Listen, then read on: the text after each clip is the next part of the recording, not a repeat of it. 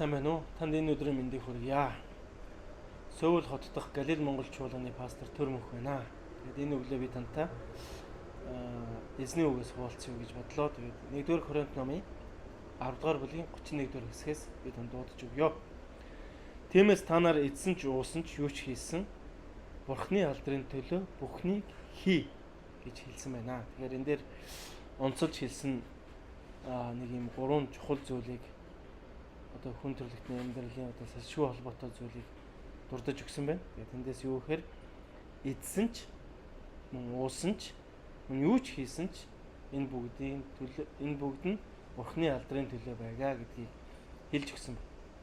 Тэгэхээр яагаад бид нар Бурхны алдрын төлөө аливаа зүйлийг хийх ёстой вэ? Хийх болчвоо гэдэг ийм асуулт, магадгүй ийм ойлголт гарч ирж болох юм аа.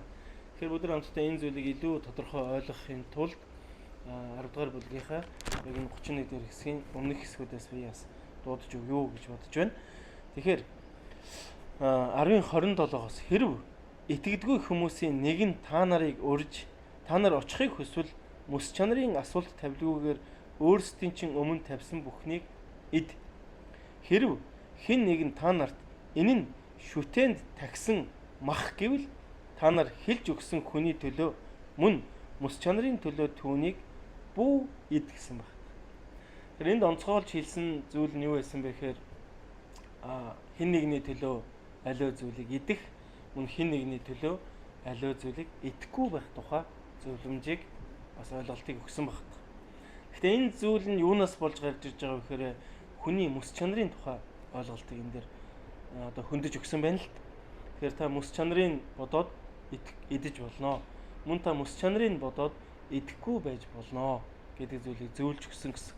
Тэгэхээр яг энэ мэс чанартай холбоотой зүйлээс болоод хүний одоо энд байгаа гол дүр буюу онцгойлон бидний амьдралд, хүн төрөлхтний амьдралд асуудал үүсэх тухай бас цаашаа үргэлжлүүлээд хөндөж өгсөн байгаа л. Тэгэхээр мэс чанар гэдэг бол ухамсарт хүний амьдралын одоо бас чухал нандин хэсэг шүү дээ. Энэ дэлхий дээр хүн мэс чанаргүй байна гэдэг бол аюултай. Мэс чанаргүй нийгэм, мэс чанаргүй хамт олон, мэс чанаргүй гэр бүл, мэс чанаргүй хувь хүн байна гэдэг бол аливаа тэр байгаа орчиндөө аюул тарина гэсэн үг. Тийм учраас хүний амьдралд мэс чанар гэдэг энэ ойлголт байдаг.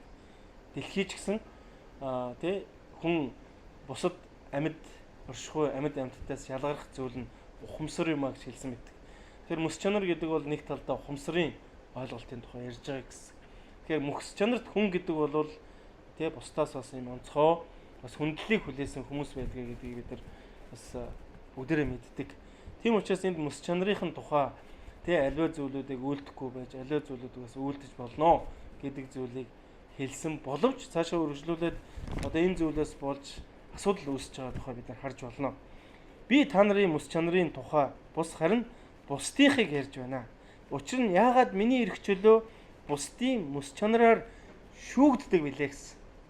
Тэгэхээр энд бусдын мэс чанарыг ботсныхаа төлөө эрх чөлөөгөө шүүлгэж байгаа.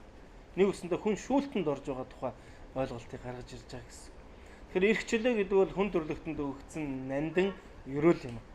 Бурханаас хүн төрлөختөнд зөвшөөрөгдсөн гайхалтай одоо сонголт юм ах түнэр. Тэгэхээр энэ эрх чөлөөг одоо юутаач одоо зөөрлөх боломжгүй бас юугаарч худалдах боломжгүй зүйл гэдгийг одоо ардчилсан одоо Монгол орны иргэд бид бол хамгийн сайн ойлгож байгаа. Тэгэхээр энэ эрх чөлөө хязгаарлагдсан тухай мөн эрх төлөөгөө хязгаарлуулад бусдаар шүүлгэж байгаа тухай одоо ийм одоо таагүй нөхцөл байдал үүссэн зүйл одоо энд болж ийн л. Тэгээ цаашаа үргэлжлүүлээд хэрэг би талархалтайгаар идвэл яагаад талархал өргөсөн зүйлийнхээ тухай муу хэлүүлэх гэж гэсэн байна. Тэгэхээр энэ дэлхий дээр аливаа зүйл дээр талархалтай амьдрсныхаа төлөө тухайн хүн бусдаар муу хэлүүлсэн тухай энэ дээр бас хөндөж гарч ирсэн байна л. Тэгэхээр хоёр зүйлийг би энд дурдмаар байна. Нэг нь бусдын мэс чанарыг бодсныхаа төлөө шүүлтэнд ордог. Мөн аливаа зүйл талархал өргөснийхаа төлөө муу хэлүүлсэн тухай. Таагүй нөхцөл байдлыг хүлээж авсан тухай. Тэгэхээр ямар ч зүйл хийсэн энэ дэлхий дээр яг өөрийнхөө тухай бодоход би маш их одоо юм дарамтыг, маш их хэцүү нөхцөл байдлуудыг хүлээж авч байгаа процесс явагдаж байна л энэ дэр. Тэгэхээр энэ зүйлийг шийдэх одоо маш том аргыг бас мэрэгэн ухааныг хүн төрөлхтний амьдралд өгсөн маш том ёроолыг энд хэлж өгсөн нь өнөөдрийн биднэрт өгөгдсөн ишлэл буюу 1-р Коринт 8-10-р бүлгийн 31-р хэсгийг Паул одоо хэлж өгсөн байна. Энэ дээр юу ч хэлсэн бэ гэхээр тиймээс та нар ийм нөхцөл байдлууд байгаа учраас та нар эдсэн ч уусан ч юу ч хийсэн Бурхны алдрын төлөө хийх ойлголтыг хүн төрөлхтөнд өгсөн байна. Тэгэхээр өнөөдөр надад эрхчлөө чухалж мөн миний амьдрал талархалтай амьдрал чухалж энэ бүх зүйлийн их сурвалж нь Бурхан юм. Тийм учраас Бурханд талархал өргөх тухай энд хэлсэн байна. Бурханд зориулан амьдрах тухай. Эдсэн ч уусан ч юу ч хийсэн ч Бурхны алдрын төлөө байхын ойлголтыг одоо та аваасаа гэдгийг эзний үг өнөөдөр хэлж байна. Тэгэхээр миний амьдралд байгаа ерөөлтөө зүйлч миний амьдралд байгаа өдөр хоногуд бүх зүйл одоо Бурхан миний амьдрал зөвшөөрсөн юм а гэдэг зүйлийг энэ ойлголтыг энэ их сурвалжийг би хүлээн зөвшөөрч өөрийнхөө төлөө биш Бурхны алдрын төлөө аливаа зүйлийг хийх үед миний амьдралд ерөөл болон ирнэ гэдгийг Паул хэлж маш тодорхой хэлж өгсөн байна. Тийм учраас ах дунараа өнөөдөр бидний амьдралд өгөгдөж байгаа ажил хөдөлмөр мөн биднээс шалтгааллахгүйгээр хүн төрөлхтөнд өгөгдсөн энэ сайхан өглөө энэ өдөр энэ агаар мөн бидний амьдралд бас биднийг сайн сайхан амьдрахыг биднийг бас Бурхны тэр ерөөлийг мэдэрч амьдраасаа гэж зөвшөөрөгдсөн бидний амьдралд өгөгдсөн тэр цаг хугацаа тэгээд энэ өдөр өгөгдсөн бүх ажил хөдөлмөрөө Бурханд талархалтайгаар одоо үйлдэж бас зарцуулж амьдарцгаая гэж эзний нэрээр бас ятгахж байна.